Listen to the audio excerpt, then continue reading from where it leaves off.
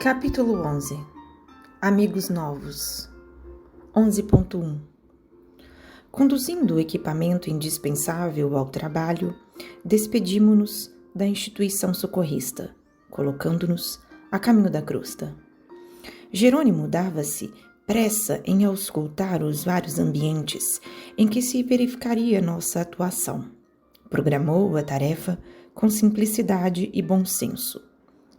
Não nos distrairíamos com quaisquer investigações além da missão previamente esboçada e manter-nos-íamos em ligação incessante com a casa transitória, para maior eficiência no dever a cumprir. Naturalmente, explicou o delicado, seremos forçados a diversas atividades de assistência aos amigos, prestes a se desfazerem dos elos corporais do plano grosseiro, e a fundação de Fabiano será o nosso ponto principal de referência no trabalho. Nos instantes de sono, conduzi-los-emos até lá, para que se habituem lentamente com a ideia de afastamento definitivo. Intrigado ao verificar tanta cautela, perguntei. 11.12. Meu caro assistente, todas as mortes se fazem acompanhar de missões auxiliadoras? Cada criatura que parte da crosta precisa de núcleos de amparo direto? O amigo sorriu com indulgência na superioridade legítima dos que ensinam sabiamente e esclareceu. Em absoluto. Reencarnações e desencarnações, de modo geral, obedecem simplesmente à lei. Há princípios biogenéticos orientando o mundo das formas vivas ao ensejo do renascimento físico e princípios transformadores que presidem aos fenômenos da morte, em obediência aos ciclos da energia vital em todos os setores de manifestação. Nos múltiplos círculos evolutivos, há trabalhadores para a generalidade segundo os sábios desígnios do Eterno. Entretanto, assim como existem cooperadores que se esforçam mais intensamente nas edificações do progresso humano, há missões de ordem particular para atender-lhes às necessidades. Sentindo minha estranheza, Jerônimo prosseguiu. Não se trata de prerrogativa injustificável, nem de compensações de favor. O fato revela a ordenação de serviços e aproveitamento de valores. Se determinado colaborador demonstra qualidades valiosas no curso da obra, merecerá sem dúvida a consideração daqueles que a superintendem, examinando-se a extensão do trabalho futuro.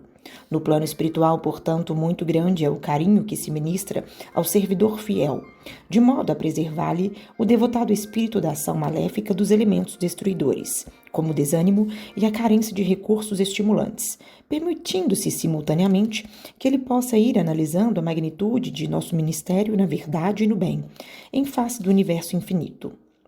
Ouvindo-lhe a elucidação, lembrei-me instintivamente dos tipos apostólicos que conhecera na experiência humana.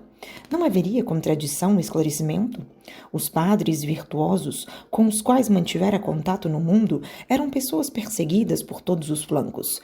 Notava que criaturas de mais subido valor moral eram justamente as escolhidas para o assédio da calúnia constante. Sem relacionar apenas os de minha intimidade, recordava a própria história do cristianismo. Não era porventura cheia de exemplos? Os temperamentos, por muitos anos fervorosos na fé, haviam sido pasto de feras. Os continuadores do mestre foram vítimas de tremendas provações e ele mesmo alcançara o Calvário em passadas dolorosas. 11.3. O assistente percebeu o jogo de raciocínios que se me desdobrava no íntimo e esclareceu. Suas objeções mentais não têm razão de ser. A concepção humana do socorro divino é viciada desde muitos séculos. A criatura pressupõe no amparo de Deus o protecionismo do sátrapa terrestre. Espera a perpetuidade de favores materialísticos, injustificável destaque entre os menos felizes, dominação e louvor permanentes. Costuma guardar serviço, estima e entendimento, mas desdenha servir, estimar e entender, quando não seja em retribuição. O subsídio celeste traduz-se por benditas oportunidades de trabalho e renovação. Chega muitas vezes ao círculo da criatura como se foram gloriosas feridas, magníficas dores, abençoados suplícios. Enquanto predominem na crosta planetária os impulsos de animalidade primitiva, os agraciados pela benção divina serão, em sua maior parte, representantes do poder espiritual, os quais, de maneira alguma, ficarão isentos de testemunhos difíceis nas demonstrações imprescindíveis. Não que o Senhor intente transformar discípulos em cobaias, mas pela imposição natural da obra educativa, em que a lição do aluno atento e fiel deve interessar a classe inteira. O que quase sempre parece sofrimento em tentação, constitui bem-aventurança, transformando situações para o bem e para a felicidade eterna. 11.4. O argumento era lógico e incisivo, e porque o assistente silenciasse, cogitando talvez do objetivo fundamental que nos conduzia ao trabalho previsto, procurei reter impulsos indagadores. Orientados por Jerônimo, atingíramos pequena cidade do interior e dirigimos-nos a certa casa humilde, na qual, em breves minutos, nos apresentava ele determinado companheiro, em lamentáveis condições, atacado de cirrose hipertrófica. É Dimas, exclamou, indicando o enfermo. Assíduo colaborador dos nossos serviços de assistência faz muitos anos. Veio de nossa colônia espiritual há pouco mais de meio século, consagrando-se à tarefa obscura para melhor atender aos divinos desígnios. Desenvolveu faculdades mediúnicas apreciáveis, colocando-se a serviço dos necessitados e sofredores. O quarto modesto permanecia cheio de radiosos eflúvios, denunciando a incessante visitação de espíritos iluminados. Nosso amigo, continuou o assistente, fez-se o credor feliz de inúmeras dedicações pela renúncia com que sempre se conduziu ao ministério. Agora, é chegado para ele o tempo do descanso construtivo. Agradavelmente surpreendido, reparei que o doente se apercebeu de nossa presença. Cerrou os olhos do corpo, enxergou-nos com a visão da alma e animou-se sorrindo. O enfraquecimento físico atingira o ápice, e Dimas conseguia deixar o aparelho corporal, de certo modo, com extraordinária facilidade. Fixando-nos perto do leito, pôs-se em ardente rogativa, pedindo-nos colaboração. Estava exausto, dizia, no entanto mantinha-se calmo e confiado. Aconselhado por Jerônimo, acerquei-me do enfermo, aplicando-lhe passes magnéticos de alívio para o tecido conjuntivo vascular. O abdômen observava-se pesado e enorme. Revelaram-se, porém, sensações imediatas de reconforto. 11.5. Seguindo-se ao meu auxílio humilde, Jerônimo dirigiu-lhe palavras de encorajamento e prometeu voltar mais tarde. Dimas, enlevado, endereçava ao céu o comovedor agradecimento. Em breves momentos, 2 amigos espirituais dele vieram ter ao quarto, saudando-nos atenciosamente. Nosso dirigente convidou-nos à retirada, explicando-nos depois que nos havíamos afastado. Após rápida visita aos interessados, reuni-los em sessão de esclarecimento em casa transitória, de maneira a prepará-los para o fenômeno próximo da libertação definitiva. Esperaremos a noite para esse fim. Da pequena cidade em que se localizava o primeiro visitado, dirigimos-nos ao Rio de Janeiro. Utilizávamos a volitação prazerosos e felizes. Muito difícil descrever a sensação de leveza e alegria inerente a semelhante estado, após a permanência na escura região de que procedíamos. Fala-se muitas vezes, entre os encarnados, na possibilidade da criação do aparelho de voo individual. Todavia, ainda que se efetive a nova conquista, o peso do corpo físico, os cuidados exigidos pela máquina de propulsão e os riscos de viagem não podem de modo algum substituir a segurança e a tranquilidade que nos enchem de tamanho bem-estar. Após a excursão normal entre a casa transitória de Fabiano e a crosta terrestre, dentro de harmoniosas condições, conservávamos-nos descansados e bem dispostos, operando muito facilmente a volitação. Não obstante, a densidade atmosférica. Poucas vezes se me apresentara tão belo o espetáculo da paisagem terrena. Serras e vales, rios e arroios, marcando cidades e vilarejos, sob o espelho rutilante do sol.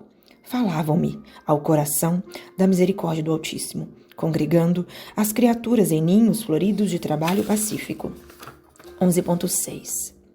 Pensamentos de louvor ao Eterno felicitavam-me o espírito. O casario compacto do rio achava-se agora à nossa vista.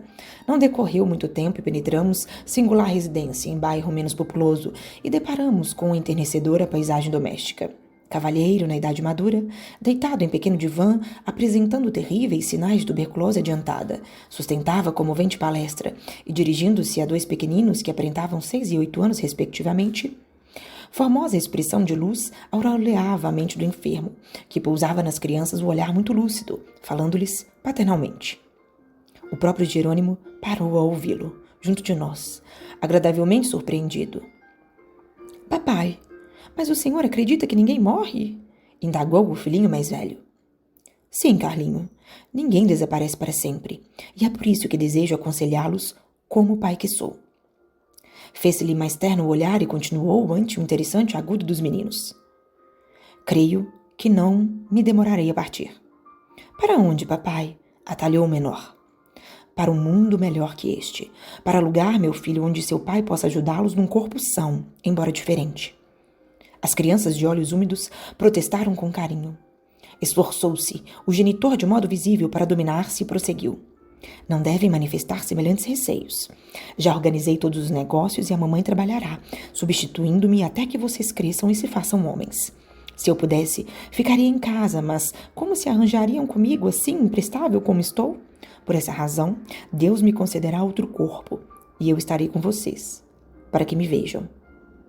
11.7. Sorriu conformado e ajuntou.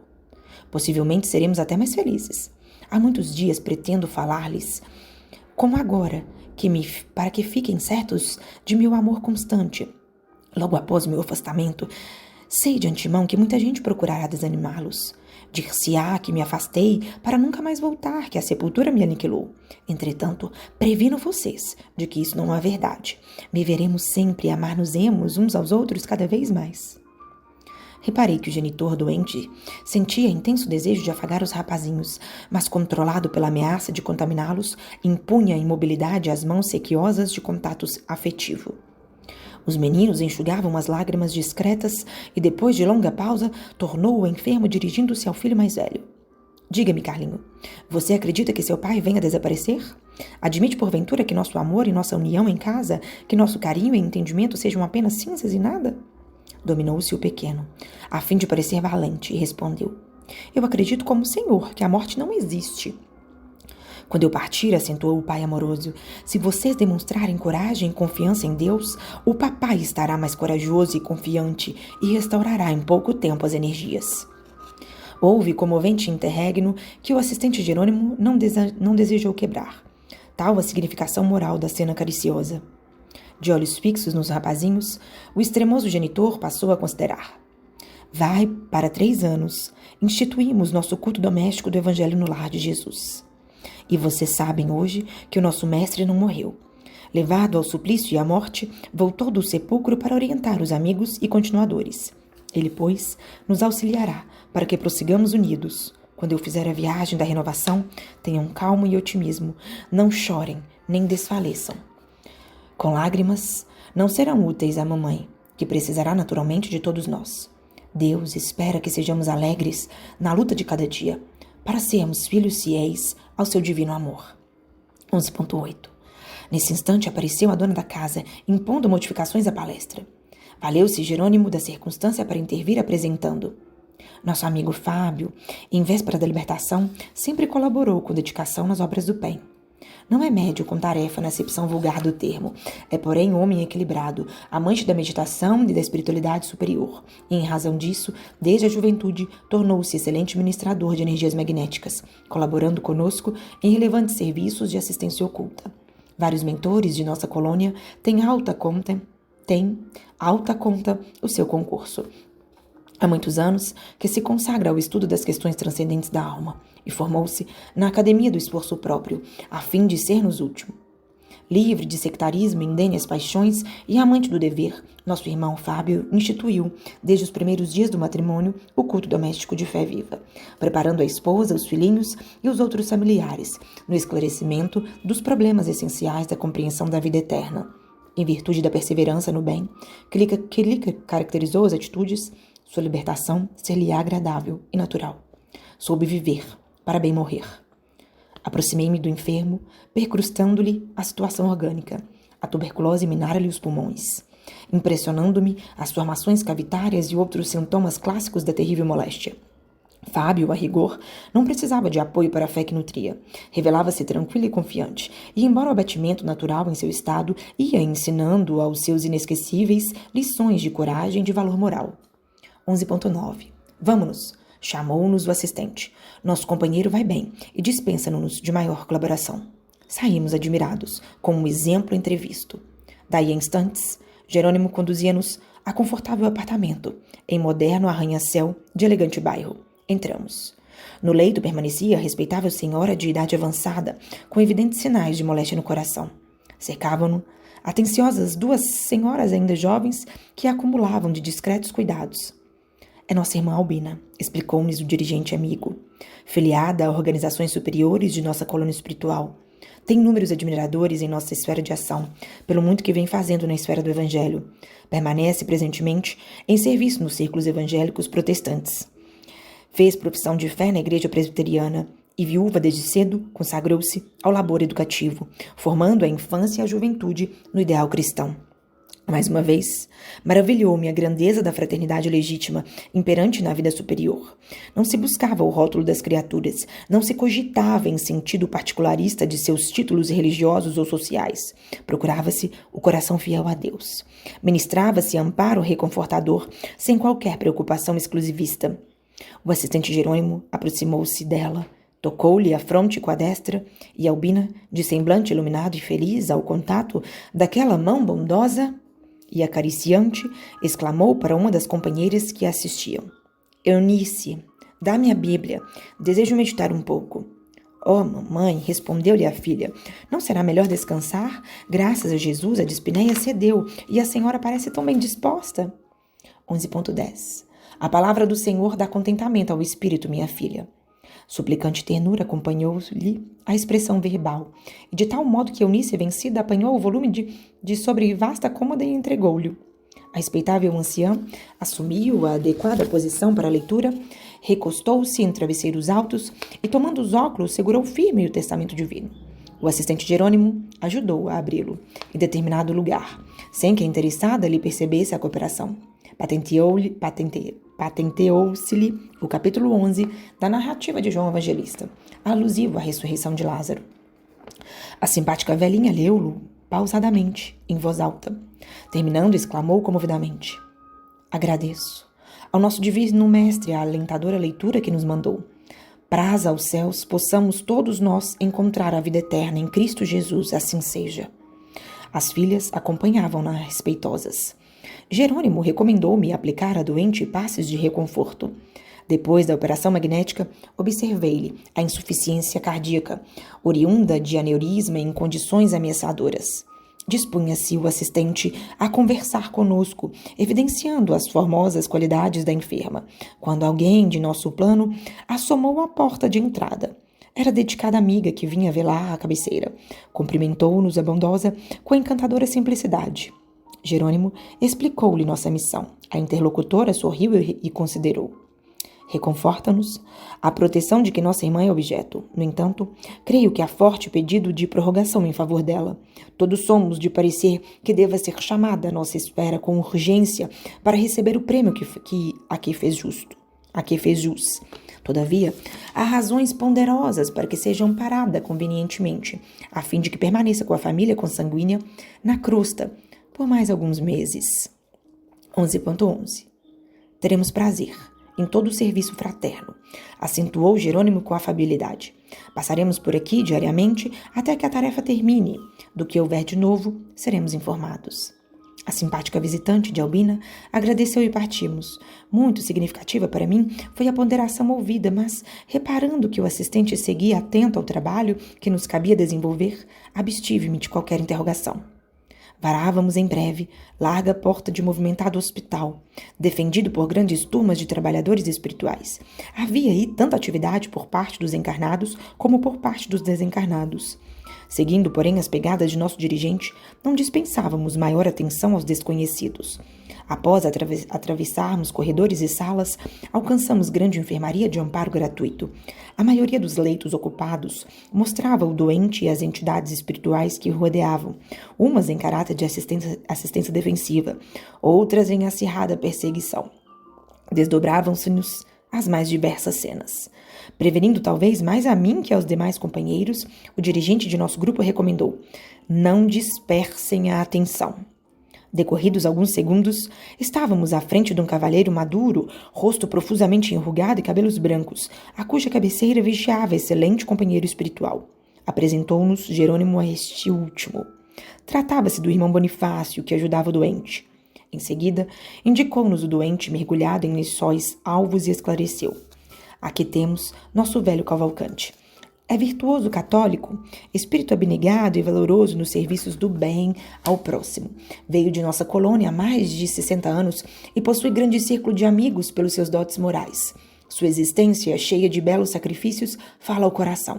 Aqui se encontra junto dos filhos da indigência, abandonado da parentela, em virtude de suas ideias de renúncia às riquezas materiais, mas não se acha desamparado pela divina misericórdia. 11.12. Fim do ligeiro intervalo, adiantou-se Bonifácio informando. A intervenção no duodeno foi marcada para amanhã. Nosso dirigente, deixando perceber que já conhecia o caso, comunicou. Assisti-lo-emos no instante oportuno. Obedecendo-lhe às recomendações, fiz aplicações magnéticas, detendo-me em particular sobre o aparelho digestivo da glândula parótida ao reto, observando, além da ulceração duodenal, a inflamação adiantada do apêndice, quase a romper-se. Notei, todavia, que Cavalcante era absolutamente alheio à nossa influenciação. Nada percebia de nossa presença ali, verificando que ele, apesar das elevadas qualidades morais que lhe exornavam o caráter, não possuía bastante educação religiosa para o intercâmbio desejável. Dos quadros que havíamos observado naquele dia, esse era sem dúvida o mais triste. Além das vibrações do ambiente perturbado, o operando não oferecia fácil ensejo à nossa atuação. Tenho tido dificuldades para mantê-lo tranquilo, dizia Bonifácio, inclinando-se para o assistente, em vista dos parentes desencarnados que o assediam de modo incessante. Não obstante os trabalhos de vigilância que garantem o estabelecimento, muitos deles conseguem acesso e incomodando-no. O pobrezinho não se preparou convenientemente para libertar-se do jugo da carne e sofre muito pelos exageros da sensibilidade. E muito embora o abandono a que foi votado tenha um pensamento afetuoso em excessiva ligação com aqueles que ama. Semelhante situação dificulta-nos sobremaneira os esforços. 11.13. Sim, concordou Jerônimo. Entendemos a luta. A deficiência de educação na fé, ainda mesmo nos caracteres mais admiráveis, origina deploráveis desequilíbrios na alma, em circunstâncias como esta. Conservar-nos-emos, porém, apostos, para como retribuição ao devotado amigo, pelos obséquios inúmeros que dele recebemos. Quando nos despedimos, Bonifácio mostrou-se comovido e grato. Transcorridos escassos minutos, ganhávamos o pórtico de notável, simples e confortável edifício, em que se asilavam numerosas criancinhas em nome de Jesus. Defrontava-nos de louvável instituição espírita cristã, onde se sediava a compacta legião de trabalhadores de nosso plano. Bondoso ancião recebeu-nos afavelmente. Reconheci o jubiloso. Achava-se ali Bezerra de Menezes, o dedicado irmão dos que sofrem. Abraçou-nos um a um, com espontânea jovialidade. Ouviu as explicações de Jerônimo com interesse e falou sorridente. Já esperávamos a comissão. Felizmente, porém, nossa querida Adelaide não dará trabalho. O ministério mediúnico, o serviço incessante em benefício dos enfermos, o amparo materno aos órfãos nesta casa de paz, aliados aos profundos desgostos e duras pedradas que constituem abençoado ônus das missões do bem. Preparam-lhe a alma para esta hora. Ele mesmo tomou-nos a dianteira e, conduzindo-nos ao compartimento modesto,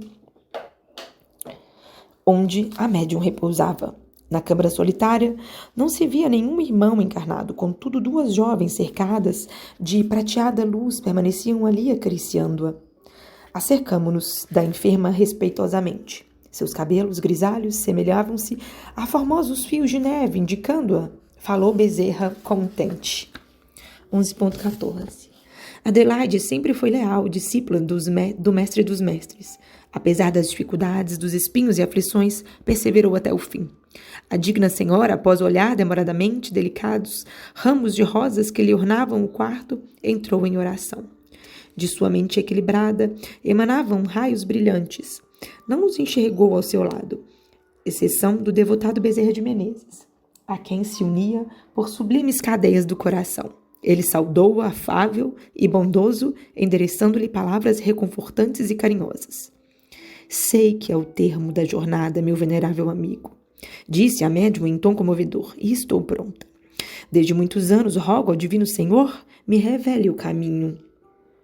Não desejo adotar outros desígnios que não pertençam a ele. Nosso Salvador, todavia, não pôde continuar. Emoção profunda estrangulara-lhe a voz, e logo após a reticência dolorida, copioso pranto começou a brotar-lhe dos olhos encovados. Bezerra acomodou-se junto dela, com intimidade paternal, afagou-lhe com a luminosa destra a fronte abatida e falou otimista: já sei. Você pensa nos parentes, nos amigos, nos orfãozinhos e nos trabalhos que ficaram. Oh, Adelaide, compreendo o seu devotamento materno, a obra de amor que lhe consumiu a vida. Entretanto, você está cansada, muito cansada. E Jesus, médico divino de nossa alma, autorizou o seu repouso. Confie a ele as penas que lhe oprimem o espírito afetuoso. Deponha o precioso fardo de suas responsabilidades em outras mãos. Esvazie o cálice de sua alma, alijando amarguras e preocupações. Converta saudades em esperanças e desate os elos mais fortes, atendendo à ordem divina. Adelaide pousou no benfeitor os olhos muito lúcidos, revelando-lhe-se confortada. E após breve pausa, Bezerra prosseguiu: sua grande batalha está terminando. Você é feliz, minha amiga, muito feliz, porque seu espírito virá condecorado de cicatrizes, depois de resistir ao mal durante muitos anos. Como sentinela fiel na fortaleza da fé viva, ensinou aos que lhe cercaram o caminho todas as lições do bem e da verdade possíveis ao seu esforço. Entregue parentes e afeições a Jesus e medite agora na humanidade, nossa abençoada e grande família. Quanto aos serviços confiados por algum tempo à sua guarda, estão fundamentalmente afetos ao Cristo, que providenciará as modificações que julgue oportunas e necessárias. Baste a você o júbilo do dever bem cumprido. Arregimente, pois, as suas forças e não se entristeça, porque é chegado para o seu coração o prélio final. Coragem, muita coragem e fé. 11.15. A respeitável irmã sorriu quase feliz. Logo em seguida, pequeno auxiliar do instituto quebrou o colóquio espiritual, abrindo a porta inesperadamente e anunciando visitas. Dona Adelaide, em face das circunstâncias, centralizou a mente nos círculos encarnados e perdeu o benfeitor de vista. O venerando médico dos infortunados passou a entender-se com Jerônimo acerca de vários problemas que diziam respeito à nossa missão, enquanto nos retiramos discretamente, proporcionando-lhes maior liberdade à permuta de ideias.